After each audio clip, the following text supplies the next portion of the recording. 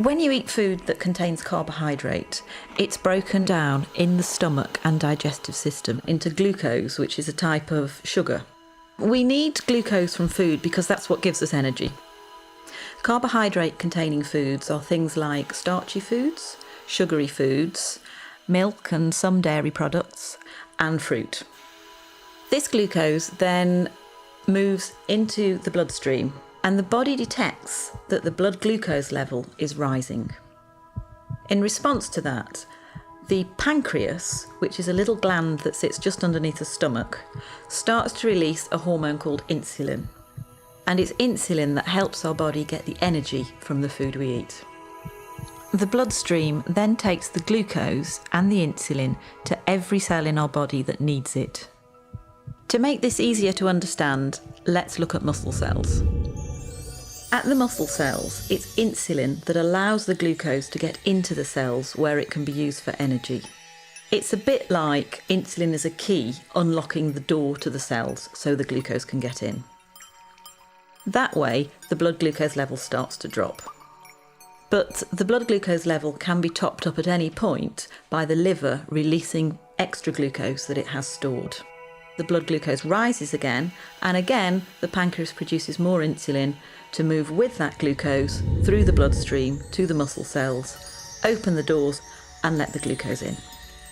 The body functions best with the blood glucose at an optimum level. It doesn't like it if the blood glucose rises too high.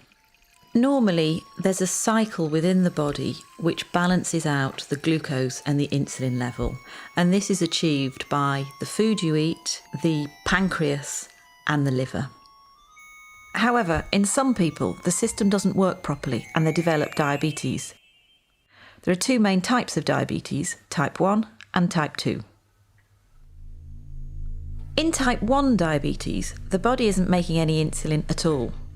This is because of an autoimmune response whereby the body has destroyed the insulin-producing cells in the pancreas. We don't entirely know why that happens in some people and not in others.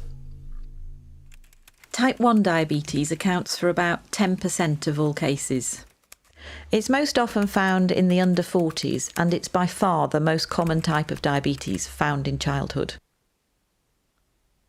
In type 1 diabetes, the carbohydrate-containing food is broken down into glucose as normal. That glucose then moves into the bloodstream. Normally, the body would produce insulin to let that glucose into the cells, but in type 1 diabetes, there is no insulin being produced, so the glucose can't get into the body cells at all. So the level of glucose in the blood rises and rises. The body tries to lower the level of glucose, it tries to get rid of the glucose through the kidneys. That's why people who have undiagnosed type 1 diabetes tend to go to the toilet a lot to pass urine. As the kidneys filter the glucose out of the blood, they also take a lot of water with it. So the person with diabetes will get very thirsty.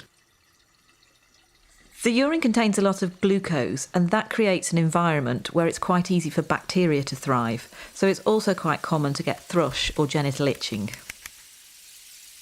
In the same way, the blood contains a high level of glucose as well. So more bacteria than usual will tend to breed in flesh wounds, and they might be slow to heal. Glucose can also build up in the lens at the front of the eye, causing the liquid in the lens to become cloudy. That can mean that some people with undiagnosed type 1 diabetes can have blurred vision. Because the glucose can't get into the cells to be used for energy, somebody who's got undiagnosed type 1 diabetes is going to start feeling very tired, lethargic and unable to sort of go about their normal daily routine. But the body still needs an energy source in order to work properly. So what it does is it starts to break down its fat stores, and that can lead to weight loss.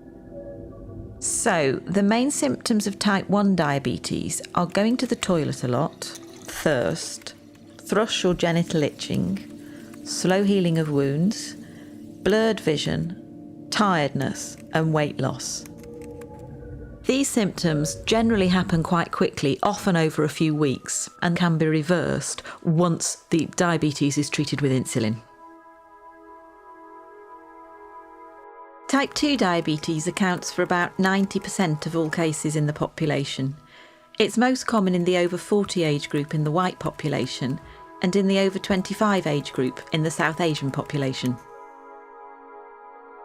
Type 2 diabetes is a little more complex because there's slightly more processes at work.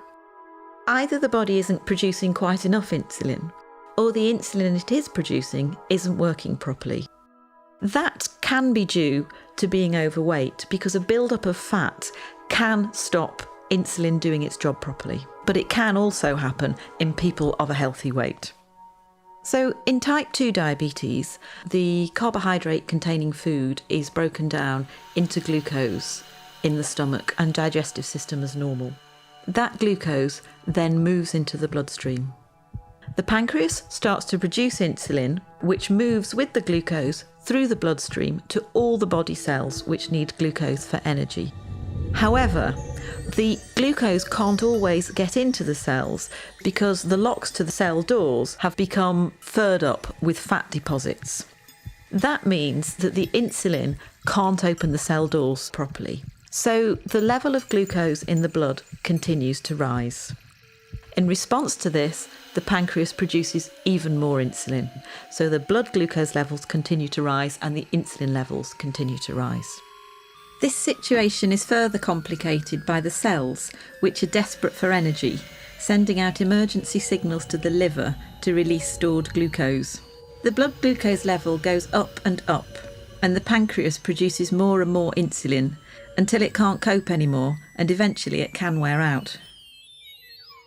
As with type 1 diabetes, the symptoms of type 2 diabetes are going to the toilet a lot, thirst, thrush or genital itching, slow healing of wounds, blurred vision, tiredness and weight loss in some people. The symptoms for type 2 diabetes come along very slowly, and some people don't have any symptoms at all. So for that reason, people can live with type 2 diabetes for up to 10 years before they realise that they have it. Type 2 diabetes can be treated in a number of different ways. Initially, it may be sufficient to make changes to the food you're eating and to take extra physical activity or lose any weight that may be appropriate. But type 2 diabetes is a progressive condition and most people will need some form of medication to treat it.